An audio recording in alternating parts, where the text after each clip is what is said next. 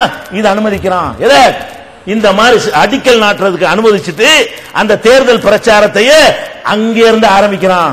எங்க இருந்து? ராஜீவ் காந்தி வேட்டு விட்டாங்கல, அந்த தேர்தல் பிரச்சாரம் ஆரம்பிக்கிறது எங்க? அயோத்திக்கு பக்கத்துல வைசாபாத்ல இருந்து அவன் தேர்தல் பிரச்சாரத்தை என்ன செய்யறான்? இது ராமராஜ்யம் அமைப்பு ஆரம்பிக்கிறான். கோஷம் எப்படி? ராமராஜ்யம்.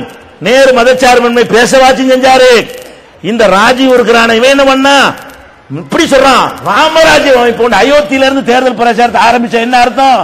உனக்கு சப்போர்ட், நீ கோயில் கட்டுறதுக்கு நான் சப்போர்ட் இருந்தா அர்த்தம். இவ்வளவு வெளிப்படையாக சட்டமீறல் பண்ணாங்களே, இது உலகத்தில் எங்க நடக்குமா? அப்ப நீங்க என்ன நினைச்சுக்கிட்டு இந்த நாட்டை உருவாக்குறீங்க? பங்கு இல்லையா? எங்க வரிப்பணம் இல்லையா? மத்த எல்லாரையும் விட நாங்க எந்த வகையில குறைவு செஞ்சிருக்கிறோம்? அப்ப இந்தியாவுடைய அரசியல் சாசனப்படி எங்களுக்கு தர்ற உரிமையை விட ஓட்டு பொறுக்கிறதுக்காக வேண்டி இந்த மாதிரி ஒரு அனுமதியை கொடுத்தான். அவனை அனுப்பி விட்டாங்க. அவன் திட்டம் பலிக்கல. அல்லாஹ் ஒருத்தர் இருக்கானா இல்லையா? அது செஞ்சு சரியா தவிர அது விடுதலை புலி டாபிக். அது நாம விடுதலை புலியை கண்டிக்கிறோம். ஆனா நான் என்ன சொல்ல வர்றேன், இந்த மாதிரி எல்லாம் ஆட்சியாளர்களுடைய தயவோடும் ஆசியோடும் தான் இந்த பாபர் மசூதியில என்ன பண்றாங்க? அடிக்கல் நாட்டம் நடத்துறாங்க. அப்ப இது என்னன்னு கேட்டா, இது பாபர் மசூதி விஷயத்தை ஒரு சரியான ஒரு நியாயமான நேர்மையான ஒரு அதிகாரி இருந்தான்னு சொன்னா ஒரு அரை மணி நேரத்தில் முடிகிற ஒரு பிரச்சனை. இது 10 நிமிஷத்துல சால்வ் பண்ண வேண்டிய ஒரு பிரச்சனை. ஊதி ஊதி பெருசாக்கி இதை ஓட்டை அறுப்பதற்கு காங்கிரஸ்காரன் பயன்படுத்தினா அவனும் பயன்படுத்தான். 2 பேரும் பயன்படுத்தினாங்க. கடைசியில் என்னாச்சு? 1992 டிசம்பர் வருது இல்லையா? அப்பதான் இடிக்கிறதுக்கு பிளான் பண்றாங்க. என்ன செய்யறாங்க? நாங்கள் கர சேவை நடத்த போறோம். ஒரு கட்டடத்தை கோவில் கட்டுவதாக இருந்தா பழையதை இடிக்கணும்ல, பழையதை இடிக்கிறதுக்கு பேர் தான் கர சேவை. ஒரு இடத்துல இந்த இடத்துல கட்டடம் கட்டுறதை காலி பண்ணணுமா இல்லையா? அப்ப நாங்கள் கர சேவை நடத்த போறோம் அப்படின்னு டிக்ளேர் பண்ணிவிட்டு அப்ப ஒரு ஊர்வலத்தை விடுறாங்க. என்ன செய்யறாங்க?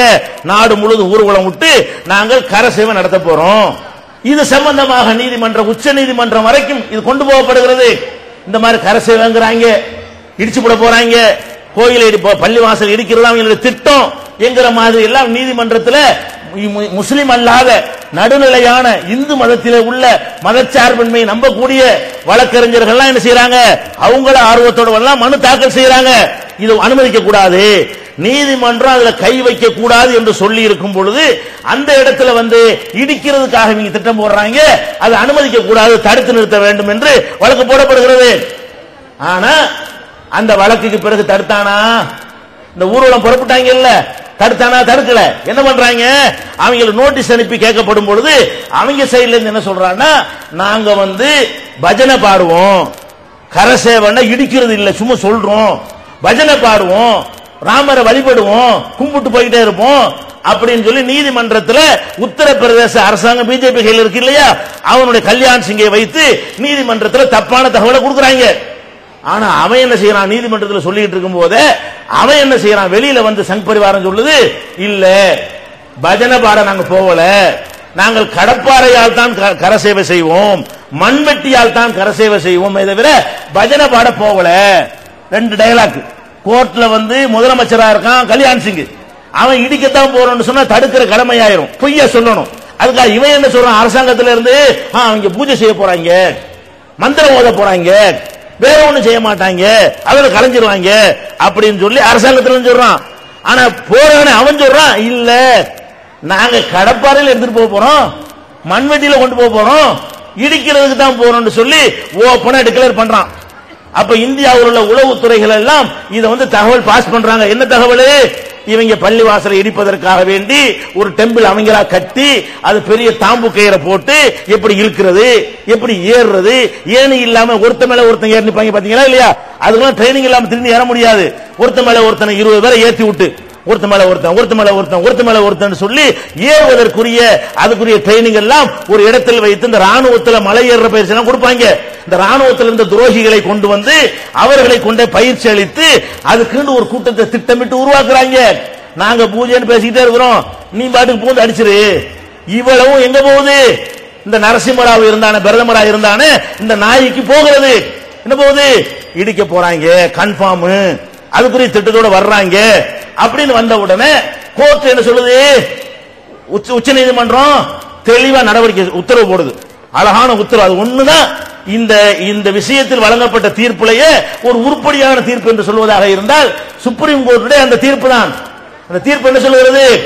இது நீங்கள் உடனே தடுத்து நிறுத்த வேண்டும், மத்திய அரசாங்கம் ராணுவத்தை அனுப்ப வேண்டும், துணை ராணுவ படை அனுப்ப வேண்டும், அங்க உள்ள அதிகாரம் அதை பயன்படுத்திக் கொள்ள வேண்டும்.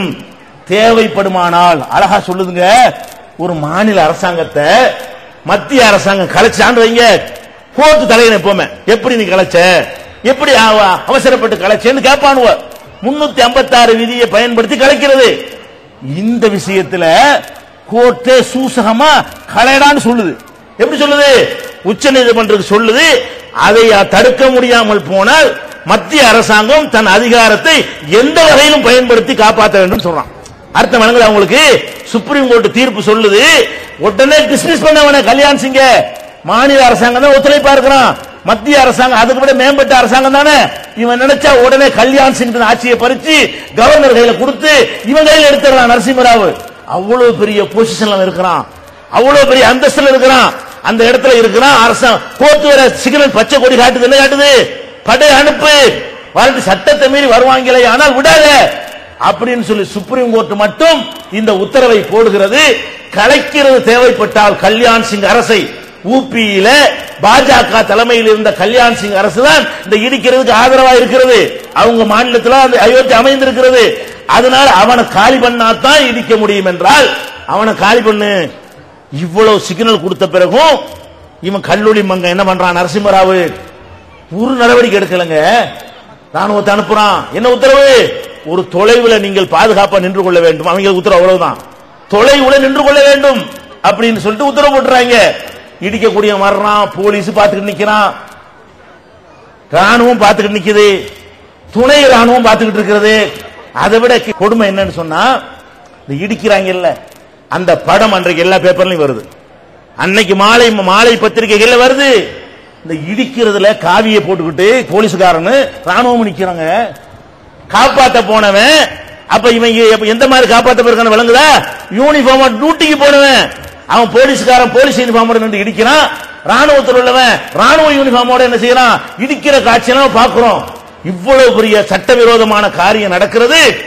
இவன் எங்க இருக்கான்னு தெரியவில்லை. டிசம்பர் 6ஆம் தேதி நரசிம்மராவ் எங்க இருந்தான்? யாரும் தொடர்பு கொள்ள முடியல. பேப்பர்காரன் தொடர்பு கொள்றான், தெரியல. பெரிய அமைச்சர்கள்லாம் கொந்திச்சு போய் கேட்கிறாங்க.